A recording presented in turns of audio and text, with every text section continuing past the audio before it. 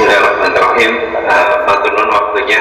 Ngapunten Gus Bah niki badhe tamat berkaitan dengan sholat nih, sholat atau sholat khusyuk yang diperintahkan oleh Allah Subhanahu Wa Taala.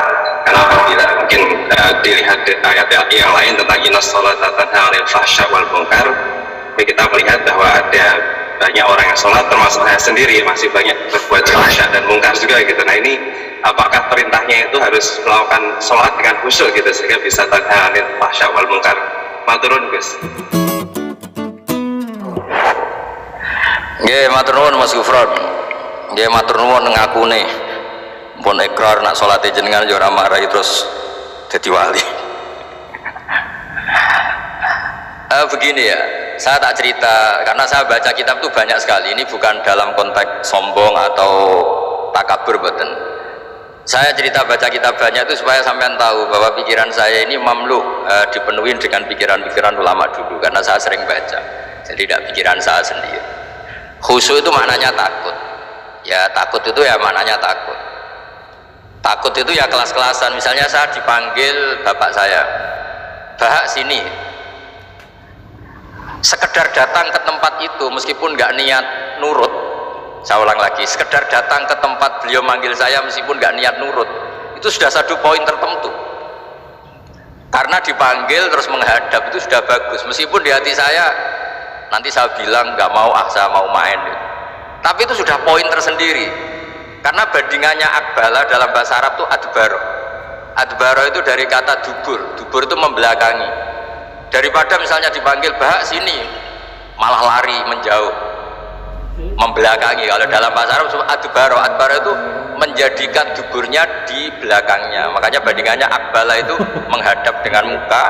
Kalau adbaro orang di belakangi pakai duburnya, maka dalam bahasa Arab disebut adbaro. Sehingga terburuk dari seorang hamba itu adbaro, dipanggil ndak moro, dipanggil ndak menuju yang dipanggil, malah menjauh. Nah menjauh ini dalam bahasa Arab itu kadang dibahasakan tawalla. Tawalla itu mengu itu menghindari, atau adbaro membelakangi.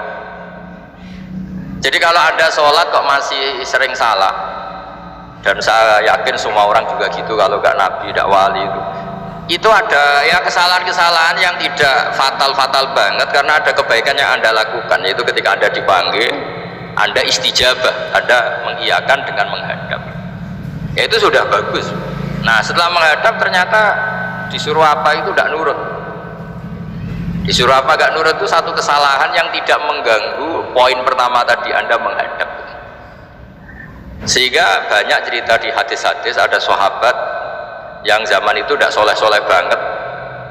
Zaman itu ketika Nabi, "Saya ini mau sholat ya Rasulullah, tapi jangan diminta berhenti dari begini-begini." Beliau menyebutkan sekian kemungkaran sahabat tadi.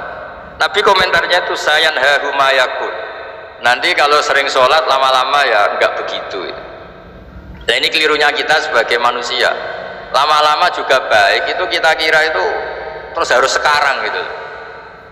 Nah itu keliru, harus sekarang itu keliru. Bisa saja kita ini setiap sholat pasti sudah ditulis Allah nanti itu mati baik. Lala nanti habis asar sebelum kita maksiat sudah mati, habis sisa sebelum kita maksiat lagi sudah mati. Dari barokahnya sholat itu ada waktu yang potensi ya, potensi sholat itu akhir kenangan kita, sholat itu identitas kita, sholat itu status kita.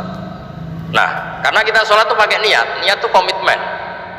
Sementara kalau Anda maksiat itu tidak pakai niat karena zalla itu ya ada niat maksiat, tahu-tahu mungkin di bis ketemu orang cantik terus agak jelalatan, tapi kan tidak niat. Tapi kalau sampai sholat kan datang ke masjid, bayangkan dimami ini, nanti kamu takbir, nanti kamu baca ini, baca ini, jadi benar-benar komitmen, itu status kita. Kata Said Zabidi disebut mautinuhu wa haqiqatu. Baiknya umat Islam itu kalau taat itu mautinu, itu alamat resminya, itu statusnya kan, kata Said Zabidi.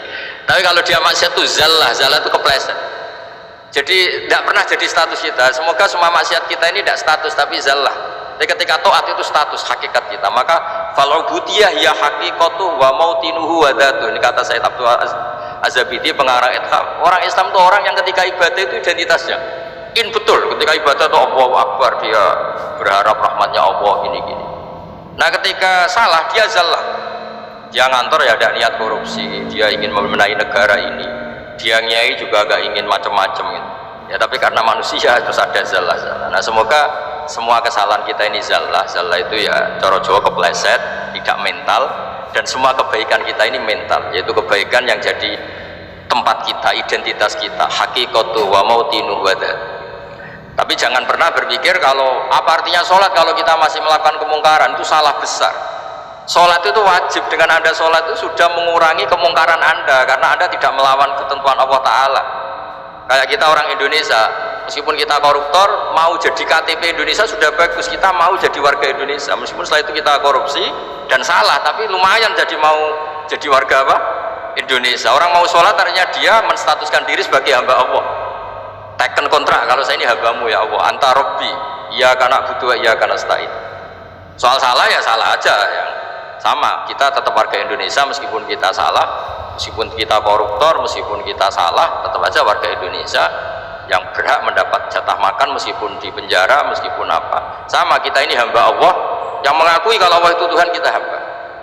Dan barokahnya pengakuan itu insya Allah di cerita-cerita syafaat, kalau kita dosa atau apa, insya Allah dapat syafaatnya Rasulullah SAW, karena kita tidak pernah lari dari status kehambaan. Ini yang harus dipegang, makanya status kehambaan ini nggak boleh hilang. Kita harus sering bilang Robbi, Robbi, Tuhanku yang merawat aku, yang memberi aku. Dengan demikian kita menjaga status kehambaan kita, dan status hamba ini yang menjadikan orang layak masuk surga, yaitu fadkhuli fi ibadi, kamu harus resmi menjadi hambaku, baru ada perintah wadkhuli jannati. Kalau menjadi hamba aja nggak mau, kita punya keangkuhan, punya keinginan yang mulu-mulu, sehingga seakan-akan kita ini Tuhan, nah, itu tidak menghamba. Kita harus fadkhuli fi ibadi, baru wadkhuli jannati. Saya kira demikian, semoga ini manfaat. Monggo tunggu bareng-bareng. Bismillahirrahmanirrahim. Al-Fatihah. A'udzubillahi minasyaitonir rajim. Bismillahirrahmanirrahim. Ghairil maghdubi 'alaihim